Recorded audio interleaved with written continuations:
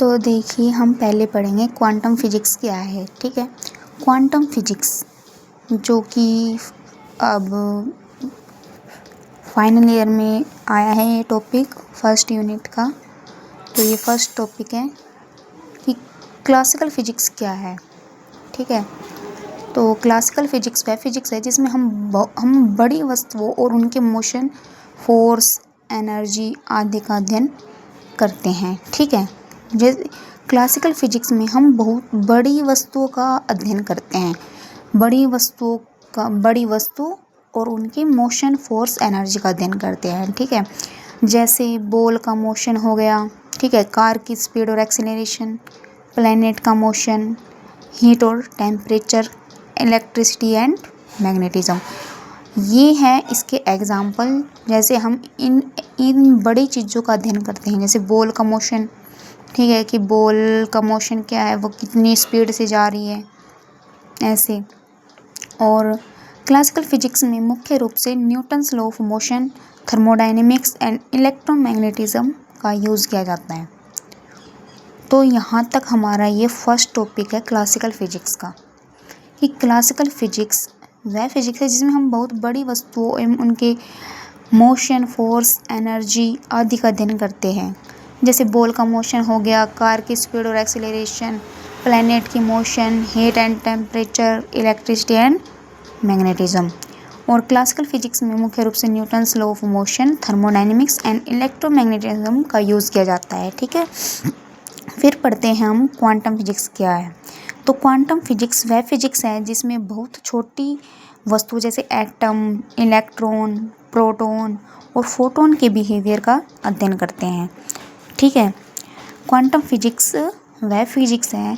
देखो, classical physics में तो हमने पढ़ा था कि हम बड़ी वस्तुओं का अध्ययन करते हैं, उनके मोशन, फोर्स, एनर्जी आदि का अध्ययन करते हैं। और क्वांटम फिजिक्स उसके जस्ट अपोजिट है।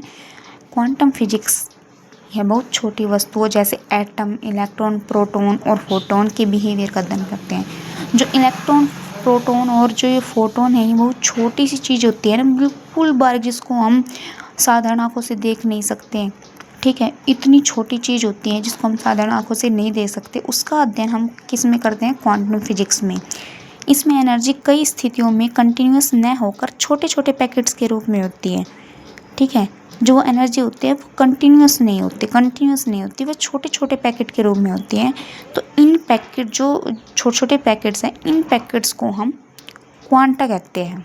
ठीक है, अब फिर है क्वांटम फिजिक्स में प्रोबेबिलिटी का बहुत इम्पोर्टेंट रोल है। ये बहुत इम्पोर्टेंट कंसेप्ट है कि क्वांटम फिजिक्स में प्रोबेबिलिटी का बहुत इम्पोर्टेंट रोल है। वो मैं आगे अभी चल के आगे इसमें बताऊंगी कि क्यों है इम्पोर्टेंट रोल। अभी पहले ये देखो classical physics and quantum physics में अंतर। जब देखो क्लासिकल फिजिक्स थी, वो बहुत बड़ी वस्तुओं का अध्ययन करती थी। ठीक है, बड़ी वस्तुओं और उनके मोशन, फोर्स, एनर्जी का अध्ययन करती थी। तो बिल्कुल छोटी वस्तु होती है ना, जिसको हम साधारण आँखों से नहीं देख सकते, जैसे इलेक्ट्रॉन, प्रोटॉन, एटम, फोटॉन, तो हम इनको साधारण आँखों से नहीं देख सकते, ये उसका अध्ययन नहीं कर सकती थी, उसमें ये फेल हो गई थी। ठीक है, उसका ये एक्यूरेटली मतलब रिजल्ट नहीं निकालती थी, इसलिए वो फेल हो गई थी। फिर उसकी छोटी वस्तुओं का अध्ययन करने के लिए, क्योंकि बड़ी का तो कर देती थी, अब छोटी वस्तुओं का भी तो हमें करना पड़ेगा ना अध्ययन, तो उसका अध्ययन करने के लिए क्वांटम फिजिक्स आ गई। ठीक है, तो अब इन दोनों में अंतर देखते हैं कि क्या है। क्लासिकल फिजिक्स है वो बड़ी ऑब्जेक्ट के लिए यूज़ होती हैं, और क्वांटम फिजिक्स है वो बहुत छोटी वस्तुओं के लिए यूज़ होती है। फिर इसके क्लासिकल फिजिक्स के एग्जांपल हैं बॉल, कार, प्लैनेट एक्सेट्रा। मतलब इतनी बड़ी बड़ी चीज़, बॉल से लेकर प्लैनेट तक इतनी बड़ी बड़ी चीज़ है, वो क्लासिकल फिजिक्स में हम इसका अध्ययन करते हैं।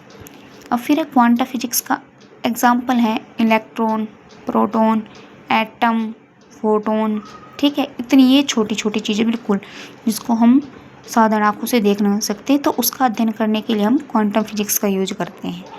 फिर आता है हमारा थर्ड पॉइंट, मोशन को आसानी से प्रेडिक्ट कर सकते हैं। मीन्स जैसे कि अगर हमें किसी वस्तु की वेलोसिटी और उसकी वेलोसिटी, फोर्स पता हो तो हम उसके एक्यूरेटली बिहेवियर को हम कैलकुलेट कर सकते हैं। ठीक है, जैसे कि एग्जाम्पल के लिए मानते हैं हम, जैसे हमने एक बॉल को ऊपर थ्रो किया, ठीक है, तो हमें उस बॉल की जो वेलोसिटी है वो पता हो और ग्रेविटी पता हो, तो हम बता सकते हैं कि वो जो बॉल है वो कितनी ऊपर तक जाएगी और वह कब नीचे आएगी।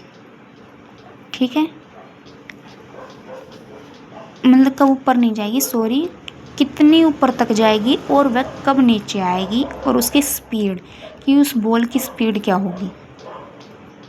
ठीक है, और ऐसे ही ये है प्रोबेबिलिटी का, क्वांटम फिजिक्स में प्रोबेबिलिटी का उपयोग होता है। ठीक है, प्रोबेबिलिटी का मतलब है जैसे कि इसमें हम मोशन में, जैसे हम किसी वस्तु की जैसे वेलोसिटी, फोर्स पता हो तो हम उसका एक्यूरेटली जो बिहेवियर है उसको हम कैलकुलेट कर सकते हैं। और इसमें जैसे कि प्रोबेबिलिटी का उपयोग होता है, इसमें जैसे कोई हम मतलब कि एक्यूरेटली नहीं निकाल सकते, इसका हम प्रोबेबिलिटी में होता है। जैसे कि कैसे बताऊँ, जैसे कि इसमें जैसे कि इसमें हम किसी भी वस्तु का, जैसे हमें उसका वेलोसिटी और फोर्स पता हो तो हम उस वस्तु के आगे के बिहेवियर को हम एक्यूरेटली कैलकुलेट कर सकते हैं। ठीक है, एक्यूरेटली मीन्स पर जो बिल्कुल फिक्स्ड है, ठीक है, वो। और प्रोबेबिलिटी का उपयोग इसमें, क्वांटम फिजिक्स में प्रोबेबिलिटी का उपयोग होता है। जैसे कि हम बता सकते हैं कि कहाँ पर इलेक्ट्रॉन्स होंगे।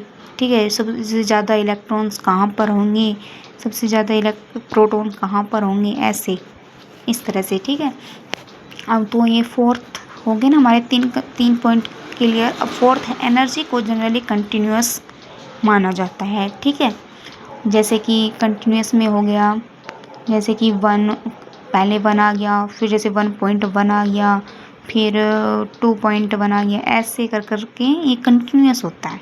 ठीक है, और जो एनर्जी क्वांटाइज्ड होते हैं, मीन्स जैसे कि फॉर एग्जांपल मान लेते हैं हम, ये पोजीशन माने, फिर चलो पॉइंट मान लेते हैं, ये 0.1 है, ये 0.2 है और ये 0.3 है। ठीक है, तो क्वांटाइज्ड मीन्स या तो 1 में होगी जो वैल्यू, या तो 2 में होगी, या 3 पर होगी। 1 और 2 के बीच की नहीं हो सकती, 2 और 3 के बीच की नहीं हो सकती, या तो 0.1 में, या 0.2 में, या 0.3 में।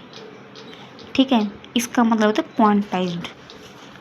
और फिर है जो ये क्लासिकल फिजिक्स है, इसमें न्यूटन्स लॉ इम्पोर्टेंट होता है। और जो क्वांटम फिजिक्स में क्वांटम मैकेनिक्स के जो लॉ है वो इम्पोर्टेंट होते हैं।